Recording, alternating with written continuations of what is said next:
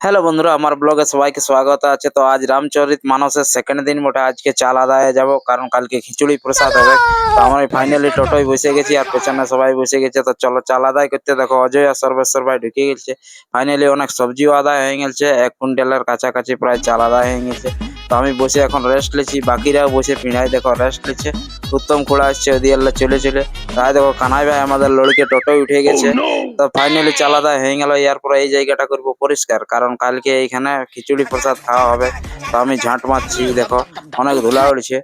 তারপরে আমি থেকে গেলি, অজয় ভাইকে দিয়ে দিলি ঝাড়ুটা। অজয় ভাই এখন ঝাঁট মারছে। তাই দেখো টোটোয় করে ইঁট চলে এলো, কারণ চুলা বানা হবে, এইখানে খিচুড়ি প্রসাদ বানা হবে।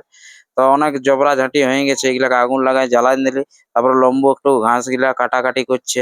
তাই দেখো একটা ছেলে বিকালে রামায়ণ চলছে, তো বলছে আমি টেম্পু চালাবো, আর বাকি ছেলেগুলা লড়কা লড়কি করছে টেম্পু ধরে। কি জ্বালা বলো না, আরো একাই স্টার্ট করে দিয়েছে টেম্পুকে। আর অজয় ভাই আমাদের লেভেনটি চা বিকছে। তো বিকালে সন্ধ্যা আরতি চলে এসেছি রাম দরবারে। তারপরে একটা ঘটনা ঘটে গেছে, কি দেখো, পবন খুড়ায় চা দিচ্ছে। তো যখন চা 1 ঘন্টা ওয়েট করার পরে এমন চা দিয়েছে যে এক চুকে চা শেষ হয়ে গেছে। এটা নিয়ে স্ট্রাইক করো, চা বেশি করে দিতে হবে। কি জ্বালা!